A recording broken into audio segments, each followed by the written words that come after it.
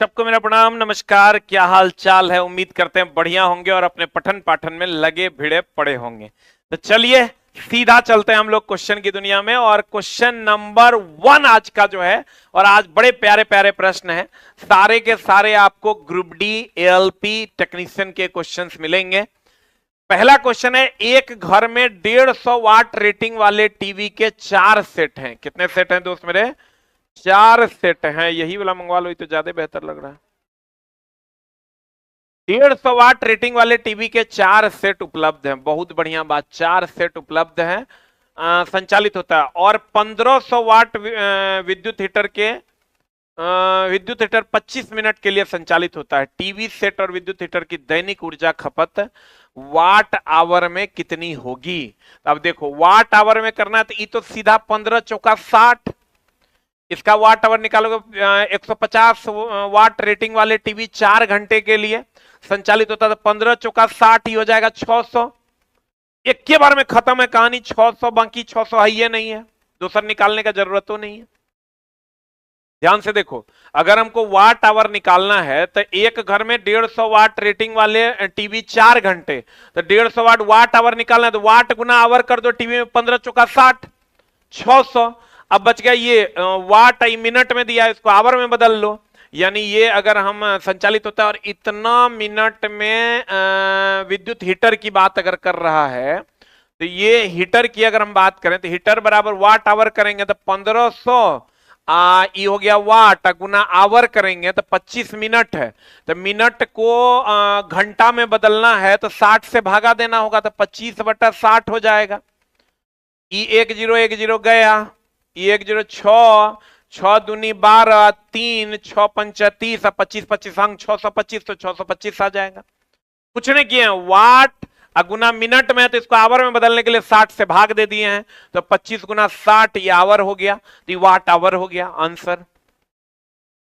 थोड़ा सा तो दिमाग लगाना पड़ेगा। पिछली बार जो क्वेश्चन पूछा था 1 किलोवाट इज इक्वल टू कितना, 1 किलोवाट की अगर हम बात करें दोस्त मेरे, 1 किलोवाट बराबर 1000 वाट। और 1 किलोवाट आवर की अगर हम बात करें तो ये होता है 3.6 into 10 to the power 6 joule. 3.6 into 10 to the power 6 joule is the right answer. अगला देखो, कॉन्सेप्ट ऑफ द डे में चलते हैं दोस्त मेरे। किलोवाट आवर अगर आपको निकालना है कहीं पर भी तो VIT/1000 होता है या P into T. V into I को हम लोग P लिखते हैं, P लिखते हैं। ये किलोवाट आवर जो है ये घर में विद्युत ऊर्जा की खपत है। घर में विद्युत ऊर्जा की खपत है, घर में विद्युत ऊर्जा की खपत किलोवाट आवर में। और घर में जब भी लगाएंगे पार्श्व क्रम में लगाएंगे। कौन क्रम में लगाएंगे दोस्त मेरे?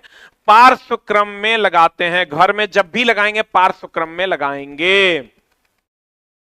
अगला अगला अगला कहते हैं, घरेलू परिपथों में प्रयुक्त उपकरण के लिए निम्नलिखित में से कौन सा कथन सत्य है? देखो, घर में अगर वायर की बात करोगे ना तो घर में वायर की बात करोगे, एक तो समानांतर क्रम में होगा, एक तो समानांतर क्रम में होगा, दूसरा कॉपर का वायर होगा, और तीसरा अगर घर की वायरिंग की बात करें दोस्त मेरे, अगर घर घर घर की वायरिंग की बात करें, घर की वायरिंग की बात करें तो सिंगल फेज होता है 220 से 240 वोल्ट होता है। और दोस्त मेरे 50 हर्ज फ्रीक्वेंसी का एसी होता है, ±3% का छूट होता है। अब 50 हर्ज का एसी सप्लाई यूज करते हैं। समानांतर क्रम में कॉपर का होता है सिंगल फेज 220 से 240 वोल्ट, 50 हर्ज और ±3% का एसी सप्लाई हम लोग यूज करते हैं। तो अब देखो क्या है आंसर। प्रयुक्त निम्नलिखित में से कौन सा कथन सत्य है? कह रहा है एसी गीजर जैसे भारी उपकरण श्रेणी क्रम में नहीं होते हैं, सारे के सारे समानांतर क्रम में होते हैं क्योंकि वोल्टेज समान होगा। सभी उपकरण पार्श्व यानी समानांतर क्रम में होते हैं। पार्श्व होगा यहां, पार्श्व यानी समानांतर का। सभी उपकरण श्रेणी में एकदम नहीं होता श्रेणी में।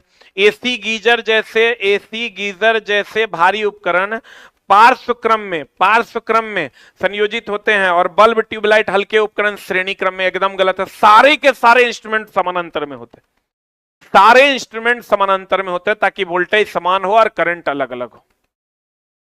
टेक्नीशियन ग्रेड 3 का क्वेश्चन है। अगले क्वेश्चन की ओर चलते, जो भी अच्छा अच्छा प्रश्न है गौर फरमाइएगा। कॉन्सेप्ट ऑफ द डे में हम लोग चलते हैं। एक होता है सम अणु, एक होता है विषम अणु। देखो, जैसे H2 है, O2 है, N2 है, ये सम अणु है। और अगर अलग अलग होता है जैसे H2O है, SO2 है, C6H12O6 है, ये विषम अणु है। ये देखो समान होगा तो सम अणु, अलग अलग होगा तो विषम अणु। समान होगा दोस्त मेरे तो सम अणु, अलग अलग होगा तो विषम अणु कहलाता है, ध्यान रखिएगा। अलग अलग तत्व होगा तब जब बनेगा यौगिक तो विषम अणु। और समान देखो nitrogen nitrogen, oxygen oxygen, hydrogen hydrogen.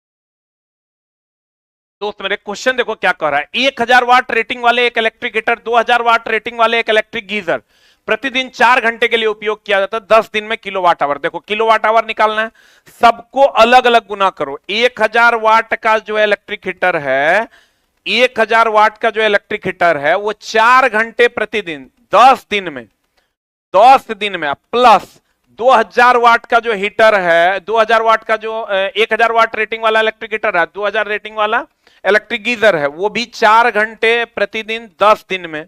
अब सबको गुना करके 1000 से क्या करो, भाग दे दो।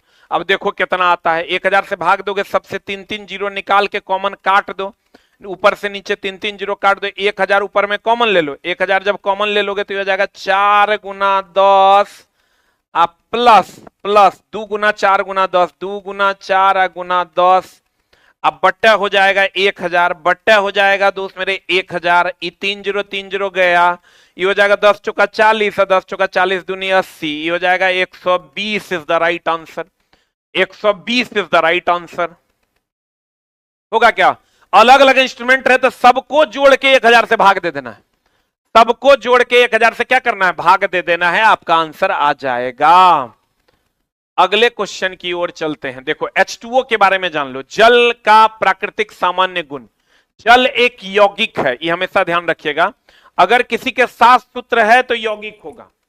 जल एक यौगिक है। परमाणुओं का अनुपात अगर कहिएगा 2:1, 2 हाइड्रोजन 1 ऑक्सीजन, 2:1। परमाणु का अनुपात, परमाणु भार का अनुपात कहिएगा दोस्त मेरे, तो इसका 1 दूना 2, ये हो जाएगा 16। तो यही क्वेश्चन पूछा था इस बार, 2:16। इसको काटोगे 1:8 आ जाएगा। परमाणुओं की संख्या 3 हो जाएगी, 2:1 3 परमाणुओं की संख्या हो जाएगी। तत्व के प्रकार 2 हो जाएंगे, एक हाइड्रोजन प्रकार का, एक ऑक्सीजन प्रकार का। उसके बाद क्वथनांक तो सबको पता है, 100 degree C, 373 kelvin, 80 degree R, 212 degree Fahrenheit. हिमांक की बात करोगे दोस्त मेरे, तो हिमांक 0 degree C, 273 kelvin, 0 degree R और 32 डिग्री फ़ारेनहाइट। ये जल का गुण दोस्त मेरे पूछता है। जल एक यौगिक है, इसमें 2 तत्व हैं, एक हाइड्रोजन एक ऑक्सीजन। इसके परमाणु भार 2:16, 2:16, 1:8। इसका क्वथनांक 100 डिग्री सी, जो बराबर होता है 373 kelvin, 80 degree R, 212 degree Fahrenheit के। इसका हिमांक 0 degree C, 273 kelvin, 0 degree R और 32 डिग्री फ़ारेनहाइट होता है। अब दोस्त मेरे, तांबे का एक तार AB 3 भाग ACCD में काट दो। चलो काट दो एकदम, ABCD। तांबे, अच्छा तांबे का एक तार है AB, तांबे का एक तार क्या है दोस्त मेरे, AB। इसको काटे ACCD और DB में काट दिए, बना है। जिनके प्रतिरोध का अनुपात 2:3:2:3:4 है। बहुत बढ़िया। यह तार एक बैटरी से जुड़ा है, V1 V2 V3। यह तार एक बैटरी से जुड़ा हुआ है। यदि V1 V2 V3 ACCD DB के वोल्टेज हैं, इसका वोल्टेज V1, इसका V2, इसका V3, और ये एक बैटरी से ये जुड़ा हुआ है। बहुत बढ़िया, जोड़ देते हैं। निम्न में से कौन सा सही है, बताइए जल्दी से। निम्न में से कौन सा सही है? आपको पता है V बराबर होता है IR, यानी अगर सीरीज में जुड़ा हुआ है तो करंट कांस्टेंट है, तो करंट अगर कांस्टेंट है तो V समानुपाती हो जाएगा R के। यानी अगर R1 R2 R3 दिया हुआ है 2:3:4, देख लो कहते हैं प्रतिरोधों का अनुपात 2:3:4, प्रतिरोधों का अनुपात 2:3:4, तो V1 अनुपात V2 अनुपात V3 जो होगा, चूंकि V बराबर IR है और I कांस्टेंट है, चूंकि सीरीज में है, सीरीज में धारा का मान समान रहता है, तो V समानुपाती R, तो V1 अनुपात V2 अनुपात V3 बराबर R1 अनुपात R2 अनुपात R3। R1 का मान कितना है? 2:3:4। आंसर सेम रेशियो हो जाएगा, 2:3:4। क्वेश्चन देखने से खाली बड़ा है, क्वेश्चन एक्चुअल में बड़ा नहीं है। तो 2:3 कितना हो जाएगा? 4 इज द राइट आंसर। अगले क्वेश्चन की ओर चलते हैं। कॉन्सेप्ट ऑफ द डे में शुद्ध पानी, इसका क्वथनांक होता है 100 डिग्री सी। क्वथनांक वह बिंदु होता है जिस पर कोई चीज खौलता है। तो शुद्ध पानी का क्वथनांक कितना डिग्री सी दोस्त मेरे? 100 डिग्री सी। उसके बाद आता है अशुद्ध पानी। अशुद्ध पानी का क्वथनांक 100 डिग्री सी से ज्यादा।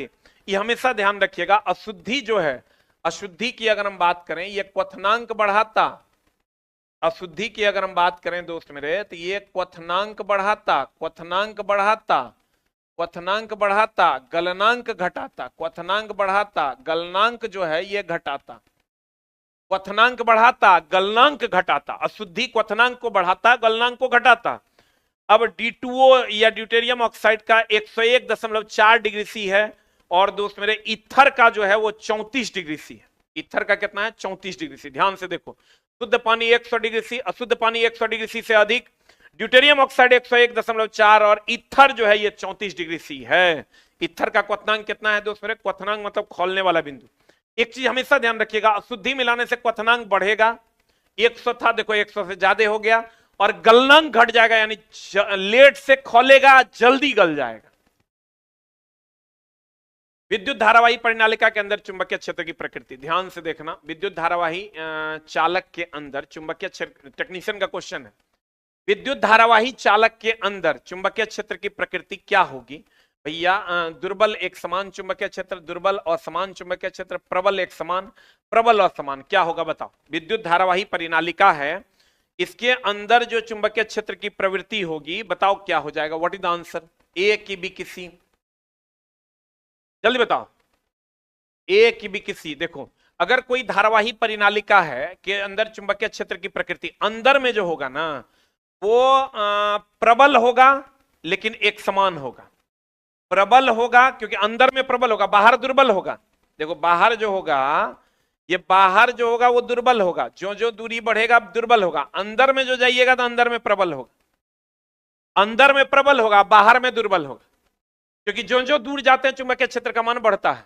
तो दोस्त मेरे अंदर में कह रहा है, परिनालिका के अंदर, तो कहेंगे प्रबल। आई तो सबको पता है अंदर में हर जगह चुंबकीय क्षेत्र समान, प्रबल होगा लेकिन हर जगह समान होगा। फिर से देख लो, अगर अगर अगर एकदम इत्मीनान से, ये कोई परिनालिका है, इसके अंदर हम करंट का प्रवाह करते हैं, ये चारों तरफ से मैग्नेटिक फील्ड जनरेट करेगा। तो इसके अंदर जो है, अंदर, बाहर में चुंबकीय क्षेत्र होगा दुर्बल, इसके अंदर में जो चुंबकीय क्षेत्र होगा वो होगा प्रबल, लेकिन एक समान भी होगा। इसके अंदर हर जगह चुंबकीय क्षेत्र का मान एक समान होगा। और ये कहेगा परिनालिका किसकी तरह व्यवहार करता है? ये क्षण चुंबक की तरह व्यवहार करता है। ये जो परिनालिका है ये किसकी तरह व्यवहार करता है? क्षण चुंबक की तरह व्यवहार करता है। टेक्नीशियन का क्वेश्चन, जो अटपटे क्वेश्चन हैं दोस्त मेरे, वही हम आपकी सेवा में उपस्थित कर रहे हैं। बाकी तो क्वेश्चन यो पूछा कि तार को क्वाइल के रूप में लपेट देंगे तो क्या कहलाएगा? तार को क्वाइल के रूप में लपेट दीजिएगा, परिनालिका कहलाएगा। यदि एकल फेरे वाले वृत्ताकार कुंडली के कारण चुंबकीय क्षेत्र बी है तो 10 फेरों वाली वृत्ताकार कुंडली के कारण चुंबकीय क्षेत्र का मान क्या होगा? यदि एकल फेरे वाले, एक फेरा, यानी अगर फेरों की संख्या और चुंबकीय क्षेत्र, फेरों की संख्या कह रहा है अगर एक है, फेरों की संख्या अगर एक है तो चुंबकीय क्षेत्र का मान बी है, और अगर फेरों की संख्या 10 हो जाएगा, तो हमेशा ध्यान रखना दोस्त मेरे, चुंबकीय क्षेत्र जो है, देखो हम यहां बताते हैं, चुंबकीय क्षेत्र की अगर हम बात करें, ध्यान से देखना, चुंबकीय क्षेत्र की अगर हम बात करें, चुंबकीय क्षेत्र ये समानुपाती होता है फेरों की संख्या के, समानुपाती समानुपाती होता है फेरों की संख्या के, ये समानुपाती होता है धारा के परिमाण का, ये समानुपाती होता है लंबाई का, देखो ये समानुपाती होता है प्रवाहित धारा का। ध्यान से देखो, चुंबकीय क्षेत्र का जो मान है ये समानुपाती होता है फेरों की संख्या, फेरों की संख्या बढ़ा दोगे, अगर ये क्वाइल है इसमें फेरों की संख्या बढ़ा दोगे मैग्नेटिक फील्ड बढ़ जाएगा। समानुपाती होता है धारा के, समानुपाती होता है एल के लंबाई के, समानुपाती होता है धारा के परिमाण, धारा तुम लिख ही दिए, समानुपाती होता है किसके, धारा के, समानुपाती होता है किसके, धारा के। अगर आप इसको देखोगे दोस्त मेरे, ध्यान से देखना एकदम इत्मीनान से।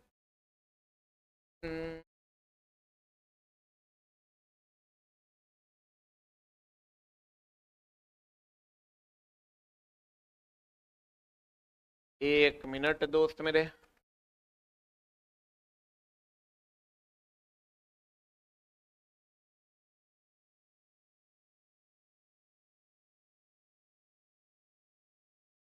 अगर हम चुंबकीय क्षेत्र की बात करें, अगर हम चुंबकीय क्षेत्र की बात करें दोस्त मेरे, तो चुंबकीय क्षेत्र का जो मान होता है, ये जो चुंबकीय क्षेत्र का जो मान है, चुंबकीय क्षेत्र का जो मान होता है दोस्त मेरे,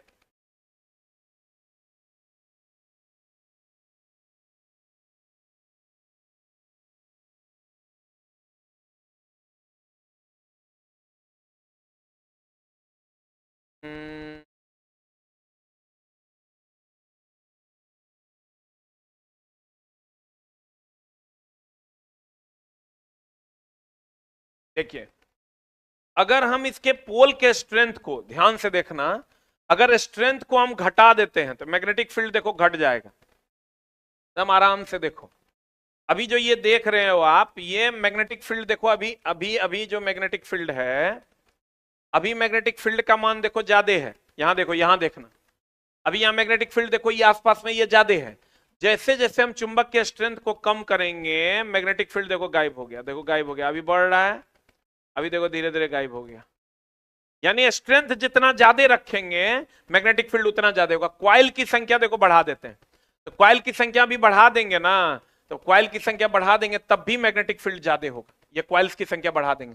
प्रवाहित धारा भी बढ़ा देंगे तब भी मैग्नेटिक फील्ड का मान क्या होगा, ज्यादा होगा। अब यहां आंसर क्वेश्चन का बता दो जल्दी से क्या हो जाएगा, what is the answer. Question कह रहा है अगर एक कुंडली है, अगर एक कुंडली है, अगर एक कुंडली है तो बी है, तो 10 कुंडली होगा तब कितना होगा, तो 10 बी होगा, कितना है 10 बी आंसर, क्योंकि समानुपाती होता है, प्रवाहित धारा के समानुपाती होता है, फेरों की संख्या के समानुपाती होता है। चलो अगला, एक वस्तु अस्थिर स्थिति से आरंभ होकर 4 मीटर प्रति वर्ग सेकंड के निरंतर त्वरण के साथ स्थानांतरित होती है। एएलपी का क्वेश्चन है, ध्यान से देखना।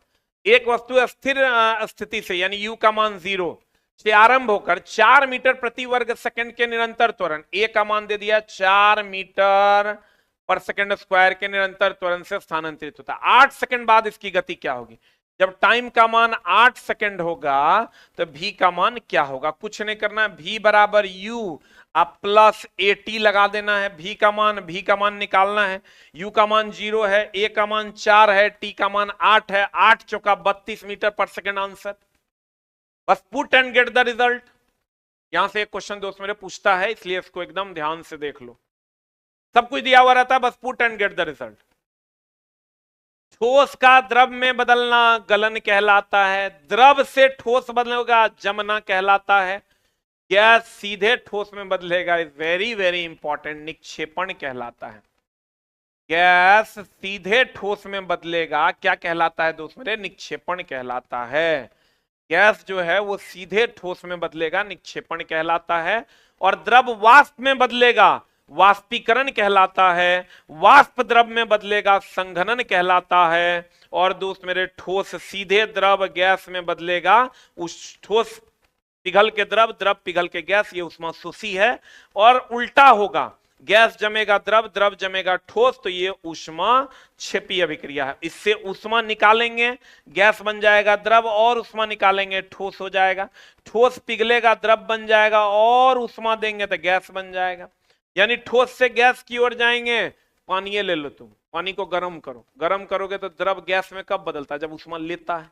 ये ऊष्मा शोषी है। और ठंडा करना है मतलब ऊष्मा निकालना पड़ेगा, ऊष्माक्षेपी है। देखो इस सब में जो पूछता है, जो एकदम मेन बात है, वो ठोस सीधे गैस में ऊर्ध्वपातन, गैस सीधे ठोस में निक्षेपण या डिपोजिशन।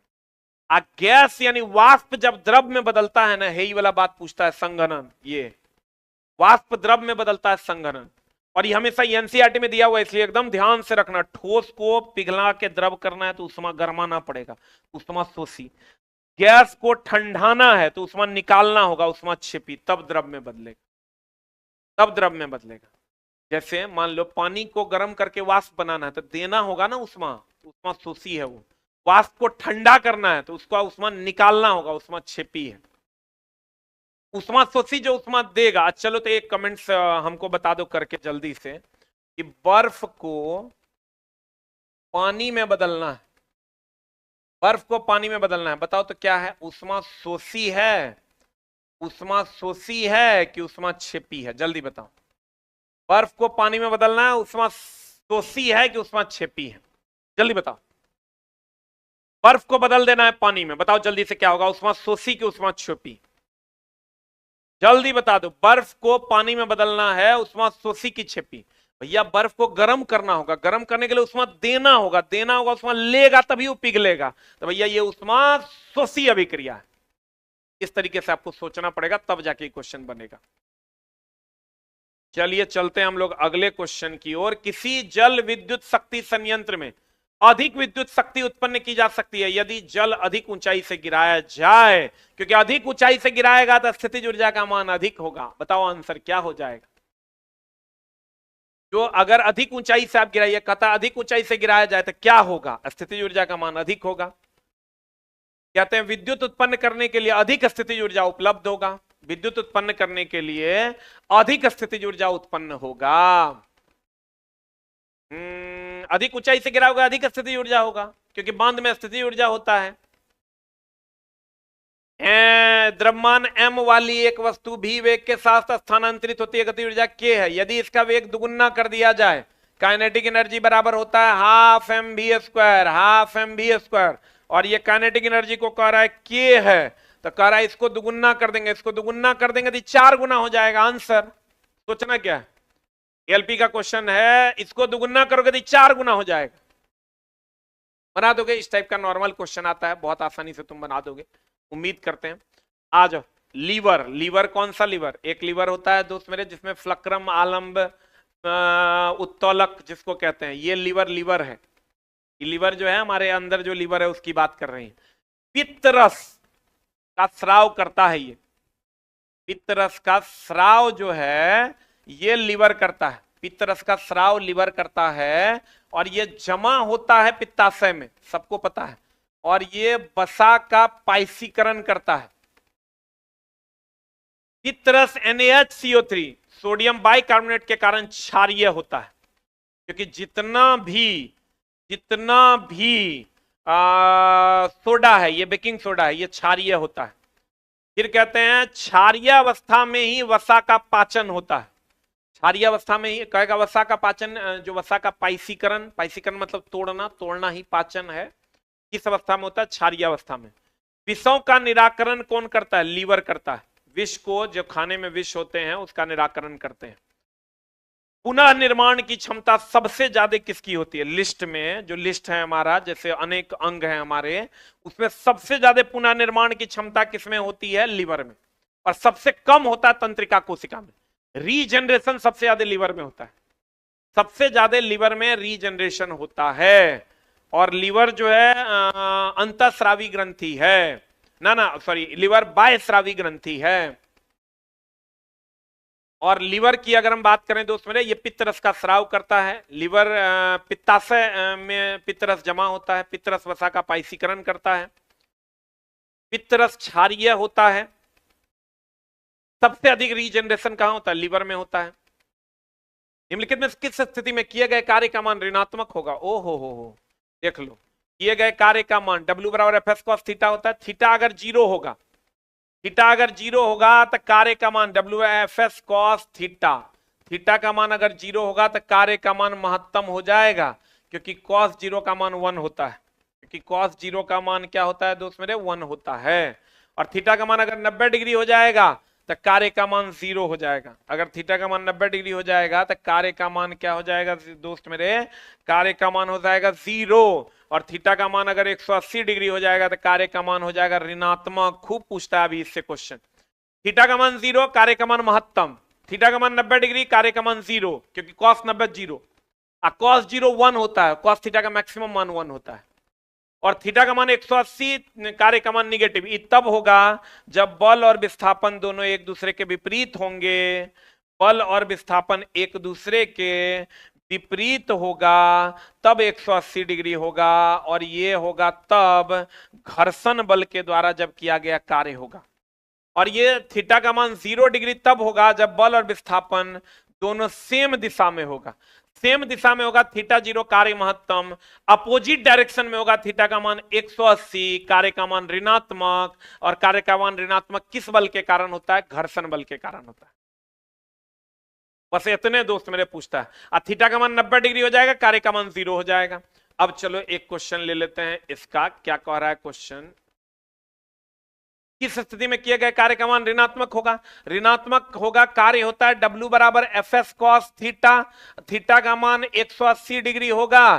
थीटा का मान 180 डिग्री होगा तो W बराबर F S cos 180। Cos 180 minus होता है तो माइनस एफ एस हो जाएगा। बताओ जल्दी से, जब बल और विस्थापन दोनों एक दूसरे का भी तुरंत बताए तो विपरीत दिशा में होगा, तब थीटा का मान 180 होगा। बताओ जल्दी से आंसर क्या हो जाएगा? C4 cat. C4 कैट हो जाएगा आंसर। हो एक नियत बल 4 न्यूटन 2 केजी द्रव्यमान के एक डिब्बे। टेक्नीशियन ग्रेड 3 का क्वेश्चन है दोस्त मेरे। सब इजी क्वेश्चन बना लोगे तो नहीं होगा, आपको वो क्वेश्चंस भी देखने होंगे तभी मेरिट हो बनेगा। 4 न्यूटन, 4 न्यूटन और 2 केजी द्रव्यमान के एक डिब्बे पर 2 सेकंड की अवधि के लिए बल कार्य करता है। बल कार्य करता है। यदि इसका आरंभिक वेग इतना है तो डिब्बे का अंतिम वेग क्या होगा? कुछ नहीं करना है। F बराबर फॉर्मूला होता है ma। F बराबर फॉर्मूला होता है m, a के जगह पर v minus u by T. यहां से बल दिया हुआ है 4, m का मान दिया हुआ है 2, आरंभिक वेग दे दिया है 2 मीटर पर सेकंड, अंतिम मांग रहा है तो v माइनस 2 2 2 2 v माइनस 2 अब बट्टा t t t t कितना सेकंड? 2 सेकंड। बस इसको सॉल्व कर लो, आंसर आ जाएगा। तो 2 दूनी 4 सॉल्व कर लो, 2 बचा, ये 2 दूनी 4 इधर आएगा, 2 बचेगा, 4 बचेगा इधर, 2 2 कट जाएगा तो इधर 4 बचा, ई 2 इधर चल जाएगा, 6 बचेगा। 6 मीटर पर सेकंड देखो तो आ रहा है क्या? 6 मीटर पर सेकंड देखो तो आ रहा है क्या आंसर? याद रखिएगा F बराबर एम ए भी होता है। F बराबर एम ए के जगह पर v minus you by T भी होता है, और इसी के जगह पर संवेग में परिवर्तन की दर भी होता है। संवेग में परिवर्तन, संवेग में परिवर्तन अब बटा समय भी होता है। संवेग में परिवर्तन की दर भी होता है, संवेग में परिवर्तन बटा समय। अगला अगला अगला अगला देख लो, कुछ महत्वपूर्ण तथ्य हैं। सर्वप्रथम भोजन को आमाशय में मथते हुए ब्यूमोंट ने देखा था। जब अमेरिकी सैनिक को गोली लगा था तो उन्होंने आमाशय में देखा। आमाशय में गोली लगी ना, तो गोली मारने के बाद जब थोड़ा सा पट्टी वट्टी लगा दिया तो देखा आमाशय जो था वो ऐसे ऐसे हो रहा था, तो भोजन को मथ रहा था। ये बात पहली बार अमेरिकी सैनिक ब्यूमोंट ने देखा था। अमेरिकी सैनिक को गोली लगा था और वहां ब्यूमोंट ने इसको देखा था। सर्वप्रथम भोजन को आमाशय में ऐसे ऐसे मथते हुए पेट में, स्टोमक में किसने देखा? ब्यूमोंट ने देखा। लार मंड को शर्करा में बदलता है, और स्टार फिश अपना भोजन अपने आमाशय के बाहर निकाल कर ग्रहण करता है। क्वेश्चन पूछता, बताइए कौन सा फिश है जो अपने भोजन को आमाशय से बाहर निकाल कर ग्रहण करता है? Star fish. अग्नाशय हल्का पीला रंग का ग्रंथि होता है, और अग्नाशय के बीटा सेल से इंसुलिन निकलता है जो वसा का ये क्या बोलते हैं, शर्करा का को संतुलित करता है। संरचना में भिन्न एवं कार्य में समान होते हैं चवर्णक और अग्र चवर्णक। शरीर के किस भाग में भोजन का पाचन नहीं होता? देखो ग्रसनी इसोफेगस में भोजन का पाचन नहीं होता। बड़ी आंत में केवल पानी का अवशोषण होता है, भोजन का पाचन नहीं होता। मलाशय में भी नहीं होता। अब भोजन का पाचन होता कहां है? एगो मुख में, एगो छोटी आंत में। मुख और छोटी आंत में भोजन का पाचन होता है। ग्रसनी, बड़ी आंत, मलाशय, इसमें पाचन नहीं होता। इसोफेगस में, बड़ी आंत में और मलाशय में पाचन नहीं होता है। लेकिन दोस्त मेरे अमाशय में पाचन होता है, मुख में पाचन होता है, छोटी आंत में पाचन होता है। कहेगा बड़ी आंत में, कहेंगे पाचन नहीं होता, केवल जल का अवशोषण होता है, केवल जल का अवशोषण होता है। इसोफेगस में एकदम पाचन नहीं होता है, केवल ग्रहण करते हैं इधर से हम लोग क्रमाकुंचन विधि द्वारा। तो कहेगा पाचन बताओ कहां कहां होता है? तो पाचन कहेंगे एगो अमाशय में होता है, एगो मुख में होता है और एगो छोटी आंत में होता है। यहां यहां पाचन होता है, बाकी जगह पर पाचन नहीं होता है।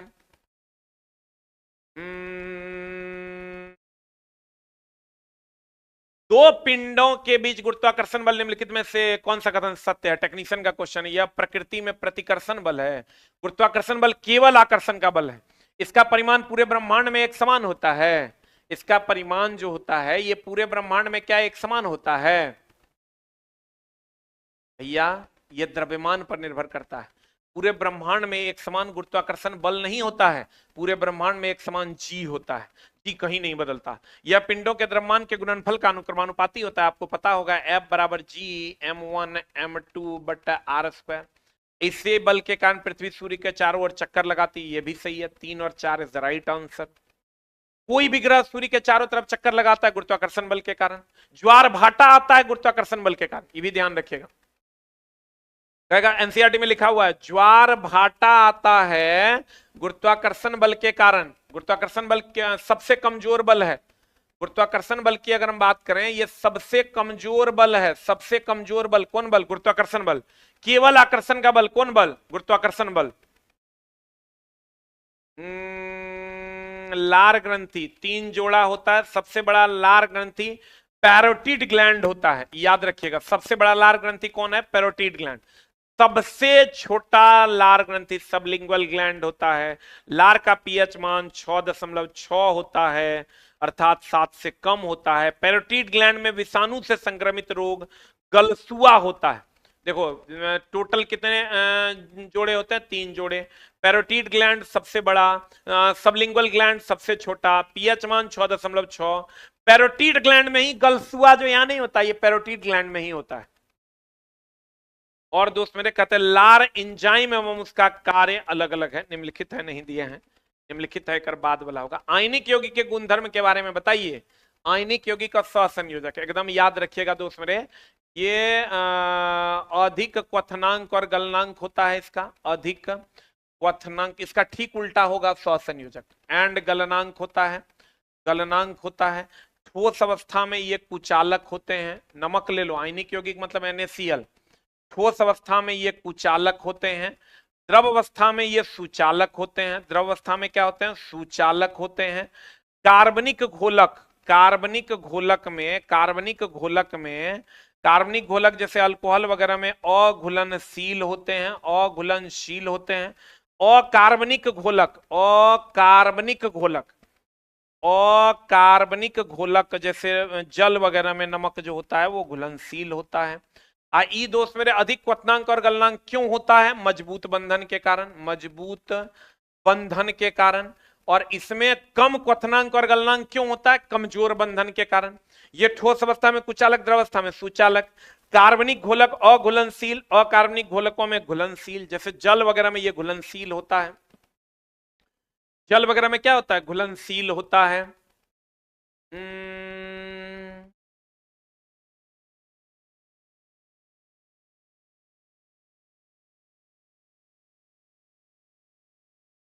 एकदम मजबूत बल लगता है आयनिक यौगिक में, इसीलिए इसका क्वथनांक और गलनांक उच्च होता है।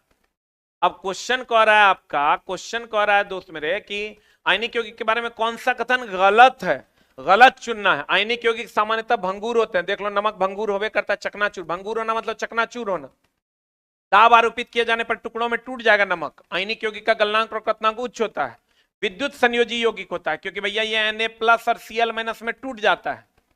सामान्यतः जल में विलय होता है, यानी अकार्बनिक घोलक में विलय, और पेट्रोल वगैरह कार्बनिक में अविलय। धनात्मक और ऋणात्मक आयन के बीच दुर्बल आकर्षण बल नहीं भाई, प्रबल आकर्षण बल होता है, प्रबल आकर्षण बल होता है।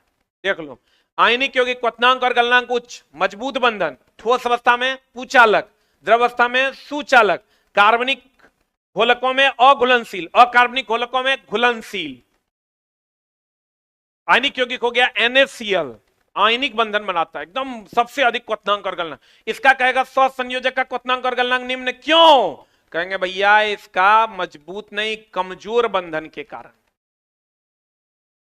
बताओ सक्रियता श्रेणी के अनुसार कौन सा रासायनिक अभिक्रिया संभव है? होता क्या है दोस्त मेरे, अगर ये ABC से अभिक्रिया किया और AC+B बना दिया, तो ये गौर फरना, ये हटा है और ये हटाया है, ये हटा, B यहां से हटा, C जुटा, और C ने इसको हटाया है, तो ये हटा है तो ये कम अभिक्रियाशील होगा, और ये हटाया है तो ये अधिक अभिक्रियाशील होगा, ये अधिक अभिक्रियाशील होगा, अधिक अभिक्रियाशील होगा। ध्यान से देखो, B हटा है तो कम अभिक्रियाशील है, C ने हटाया है तो ये अधिक अभिक्रियाशील। अब उस हिसाब से कौन संभव है? तो संभव है, देख लो, चांदी जो है, जो हटाएगा वो अधिक अभिक्रियाशील होना चाहिए। तो यहां से चांदी जो है इसको हटा रहा है, क्लोरीन को, तो चांदी तो कम अभिक्रियाशील है दोस्त मेरे, चांदी कम अभिक्रियाशील है, नीचे वाला कम अभिक्रियाशील होता है, नीचे वाला जो है कम अभिक्रियाशील होता है। अब बताओ कौन सा सही है? जिंक जो है ये हटाएगा कॉपर को, तो जिंक को अधिक अभिक्रियाशील होना होगा कॉपर से। तो जिंक देखो कहाँ है, जिंक यहाँ है, कॉपर तुम्हारा यहाँ है, तो भैया है ये अधिक अभिक्रियाशील है, और कॉपर जो है ये कम अभिक्रियाशील है। तो भैया जो हटा रहा है, ये जो है यहां से क्लोरीन को हटाएगा, जो कॉपर को हटा के खुद जुटेगा, ये हटा रहा है, तो ये अधिक अभिक्रियाशील है, देखो ऊपर में है अधिक अभिक्रियाशील। जो जैसे हम किसी को कहीं किसी पद से हटाएंगे, इसका मतलब हम अधिक अभिक्रियाशील, जिसको हटाएंगे वो कम अभिक्रियाशील। हम अगर किसी को कहीं से हटाएंगे तो हम अधिक अभिक्रियाशील, आज जो हटेगा वो कम अभिक्रियाशील। यहां तुम देखो, B हट रहा है तो कम अभिक्रियाशील, C हटा रहा है तो अधिक अभिक्रियाशील। जिंक यहां अधिक अभिक्रियाशील है कॉपर से देखो, कॉपर से अधिक अभिक्रियाशील है, तो जिंक अधिक अभिक्रियाशील, ये हटाएगा, कॉपर कम अभिक्रियाशील, ये हट जाएगा, तो यही आंसर हो जाएगा, बाकी एको को नहीं होगा। नीचे देगा अभिक्रिया निम्नलिखित में से किस प्रकार की अभिक्रिया है? देखो क्या है, potassium bromide KBr plus barium iodide BaI2, ये बना देगा potassium iodide KI plus barium bromide BaBr, द्विविस्थापन अभिक्रिया। सोचना क्या है, दो विस्थापित हो रहा है, द्विविस्थापन अभिक्रिया है, दो विस्थापित हो रहा है ना जी, एगो यहां से यहां जा रहा है, एगो यहां से यहां आ रहा है, दो विस्थापित हो रहा है, द्विविस्थापन अभिक्रिया। याद रखिएगा दोस्त मेरे, द्विविस्थापन उदासीनीकरण अभिक्रिया जो है, अम्ल क्षार से अभिक्रिया करता है लवण और जल, यह भी दोस्त मेरे उदासीनीकरण अभिक्रिया जो है, यह भी द्विविस्थापन अभिक्रिया का ही उदाहरण है। उदासीनीकरण अभिक्रिया, द्विविस्थापन अभिक्रिया, अवक्षेपण अभिक्रिया भी द्विविस्थापन अभिक्रिया का ही उदाहरण है। और द्विविस्थापन अभिक्रिया में याद रखिएगा आयन का आदान प्रदान होता है, आयन का आदान प्रदान होता है। चलो अगले क्वेश्चन की ओर चलते हैं। पादप 99% सूर्य का ऊर्जा परावर्तित कर देता है, 1% ग्रहण करता है। आपको बताए होंगे 1% ग्रहण करता है, कहेगा तो कितना? 1% ग्रहण करता है, 99% लौटा देता है, परावर्तित कर देता है। बहुत बढ़िया। सबसे ज्यादा ऊर्जा प्रथम पोषी निम्न पोषी पादप में पाया जाता है। सबसे अधिक ऊर्जा पादप प्रथम पोषी स्तर है, सबसे नीचे वाला पोषी स्तर है, और या पादप कहते हैं, सबसे अधिक ऊर्जा इसी में पाया जाता है। पादप को खाद्य फैक्ट्री क्या है? पादप की खाद्य फैक्ट्री पत्ती है। पत्ती के द्वारा कोशिकाओं से घिरे छिद्र को रंध्र कहते हैं, यह पानी की मात्रा अधिक होने पर खुल जाता है। और दोस्त मेरे, रंध्र के बंद होने के लिए पोटेशियम तत्व की आवश्यकता होती है। क्वेश्चन पूछता है कि रंध्र जो होता है, छिद्र जिससे वाष्पोत्सर्जन की क्रिया होती है, उसके लिए कौन से तत्व की आवश्यकता है? कहेंगे पोटेशियम की आवश्यकता है। कितना परसेंट प्रकाश लौटा देता है? 99%। कितना परसेंट ग्रहण करता है? मात्र 1%। मात्र कितना परसेंट? 1%। अगला, निम्नलिखित में से कोयला के कार्बन की मात्रा सर्वाधिक, एकदम कुछ नहीं करना है, एंथ्रासाइट, बिटुमिनस, लिग्नाइट, पीट। देखो अल्फाबेटिकल ऑर्डर में कार्बन प्रतिशत, अल्फाबेटिकल ऑर्डर में ध्यान से देखो, सबसे अधिक एंथ्रासाइट, उससे कम बिटुमिनस, लिग्नाइट और पीट। ए बी एल पी, तो सबसे अधिक कह रहा है एंथ्रासाइट, सबसे बढ़िया कोयला भी यही है। ए के बाद बी, बी के बाद एल, एल के बाद पी, एकदम सिंपल जुगाड़ है। A B L P, anthracite, bituminous, lignite और पीट। कोयला और पेट्रोलियम के संरक्षण के लिए निम्नलिखित में से क्या किया जाना चाहिए? अगर आप चाहते हैं कोयला और पेट्रोलियम का संरक्षण हो तो आपको क्या करना चाहिए? एयर कंडीशनिंग की हीटिंग सिस्टम का अत्यधिक उपयोग नहीं करना चाहिए, एकदम सही है। एयर कंडीशनिंग और हीटिंग उपकरण का उपयोग नहीं कीजिएगा तो बिजली हमको ज्यादा पैदा नहीं करना पड़ेगा, तो कोयला बच जाएगा। मानक तापदीप्त बल्ब के स्थान पर सीएफएल बल्बों का उपयोग नहीं, सीएफएल का तो करना चाहिए। सार्वजनिक परिवहन कार पुल का उपयोग नहीं करना चाहिए, करना चाहिए। सौर कुकर का उपयोग बिल्कुल भी नहीं करना चाहिए, करना चाहिए। और निम्नलिखित में से क्या किया जाना चाहिए? तो ये नहीं किया जाना चाहिए। इसको अगर आप ऐसा करते हैं तो आप बिजली बचा सकते हैं। ये कहता है दोस्त मेरे कुछ महत्वपूर्ण तथ्य। लाइकेन वायु प्रदूषक है, वायु प्रदूषण का सूचक है, यह SO2 की उपस्थिति में वृद्धि नहीं करता है। क्वेश्चन पूछेगा लाइकेन वायु प्रदूषण का सूचक है, किसकी उपस्थिति में वृद्धि नहीं करता है? SO2, sulphur dioxide. लाइकेन सहजीवी संबंध है कवक और शैवाल का, प्रदूषण सूचक है। ईस्ट, मशरूम, ब्रेड मोल्ड मृतोपजीवी का उदाहरण है। आयोडीन की प्राप्ति लेमिनेरिया नामक शैवाल से होती है और लिटमस पत्र की प्राप्ति लाइकेन से किया जाता है, जो बेसिक रंग बैगनी रंग का होता है। कहते हैं ध्यान से समझना, लाइकेन प्रदूषण सूचक है, किसकी उपस्थिति के कारण इसमें वृद्धि नहीं होता? SO2 की उपस्थिति के कारण। लाइकेन सहजीवी है, कवक और शैवाल का मिश्रण है, और ईस्ट, मशरूम, ब्रेड मोल्ड ये सब मृतोपजीवी पदार्थ है। आयोडीन कहां से मिलता है? लेमिनेरिया शैवाल से। सोडियम क्लोराइड यानी नमक कहां से मिलता है? समुद्र से। निम्नलिखित में से कौन सा पदार्थ विसरण द्वारा कोशिका झिल्ली के आर पार संचलन करता है? बताओ। आर पार, कोशिका झिल्ली के आर पार जो है दोस्त मेरे ऑक्सीजन आता है और कार्बन डाइऑक्साइड जाता है। कोशिका झिल्ली में ऑक्सीजन आता है ऑक्सीजन के लिए, कार्बन डाइऑक्साइड बाहर जाता है। बताओ आंसर क्या हो जाए? कार्बन डाइऑक्साइड ऑप्शन में नहीं है तो ऑक्सीजन ना होगा। कोशिका झिल्ली की अगर हम बात करें दोस्त मेरे, कोशिका झिल्ली की अगर हम बात करें, यह अर्ध पारगम्य होता है, अर्ध पारगम्य होता है, सेलेक्टिव ट्रांसमिशन होता है, और ये फॉस्फोलिपिड एंड प्रोटीन का बना होता है। ये फॉस्फोलिपिड और प्रोटीन का बना होता है। कोशिका झिल्ली की अगर हम बात करें तो अर्ध पारगम्य होता है, फॉस्फोलिपिड और प्रोटीन का बना होता है। अगला, विभाजन की किस अवस्था में केंद्रक झिल्ली गायब हो जाती है? बताओ। देखो विभाजन प्रोफेज, प्रोफेज का नाम सुने हो, केंद्रक झिल्ली टूटकर इसी में लुप्त होता है। प्रोफेज, मेटाफेज सुने होंगे आप लोग, स्पिंडल फाइबर बनने लगता है। मेटाफेज में अगर आओगे इसके बाद इस अवस्था में गुणसूत्र मध्य रेखा पर आ जाता है। एनाफेज में आओगे इस अवस्था में गुणसूत्र विपरीत की ओर जाने लगते हैं, टूटने लगता है। टिल्लोफेज में आओगे दोस्त मेरे, टिल्लोफेज में इस अवस्था में गुणसूत्र विपरीत ध्रुव की ओर पहुंच जाते हैं। ध्यान से देखना, सबसे पहले होता है प्रोफेज, इसमें केंद्रक झिल्ली टूटकर गायब हो जाता है। फिर मेटाफेज आता है, पूरा मेटाफेज में इस अवस्था में गुणसूत्र मध्य रेखा पर आ जाता है। ये जो गुणसूत्र है ये स्पिंडल फाइबर के मध्य रेखा पर आ जाता है बीच में, और फिर ये एनाफेज में इस अवस्था में गुणसूत्र विपरीत दिशा में जाने लगता है, और ये टिल्लोफेज में पूरा गुणसूत्र अलग हो जाता है, और साइटोकाइनेसिस इसके बाद होता है, जिसके बाद दो अलग अलग कोशिकाओं का निर्माण होता है। तो बताओ कहेगा किस पहला फेज जो प्रोफेज है इसी में केंद्रक झिल्ली टूटकर लुप्त हो जाता है। आंसर बता दो जल्दी से क्या हो जाएगा? आंसर बता दो जल्दी से क्या हो जाएगा? Prophase is the right answer. इसका स्क्रीनशॉट ले लो दोस्त मेरे, यही अलग अलग फेज है कोशिका विभाजन, prophase, metaphase, anaphase, telophase. Prophase, metaphase, anaphase, telophase. Prophase में स्पिंडल फाइबर बनने लगता है, यह गुणसूत्र मध्य रेखा पर आता है। यहाँ गुणसूत्र की अगर हम बात करें विपरीत ओर जाने लगता है, ये पूरा का पूरा टूट जाता है, और साइटोकाइनेसिस में कोशिका दो भाग में बट जाता है, इसके बाद होता है। ये था आपका दोस्त मेरे आज का क्वेश्चन और आज की कक्षा। फिर मिलेंगे हम लोग अपनी अगली कक्षा में, और कोशिश करते हैं दोस्त मेरे हर दिन आपकी सेवा करते रहें। कभी कभार अगर एक आध दिन नहीं आ पाए तो समझ लीजिएगा अगले दिन फिर हम आपकी सेवा में जरूर उपस्थित होंगे। Thank you very much, love you all, नमस्कार। वैसे कोशिश करते हैं रेगुलर रहने का, और रेगुलर आपकी सेवा में उपस्थित हो भी जाते हैं। कल की क्लास इट मे बी कि नहीं हो, लेकिन ज्यादा चांस है होने का है, लेकिन इट मे बी कि कल की क्लास नहीं हो तो फिर परसों से आपकी क्लास रेगुलर होगी।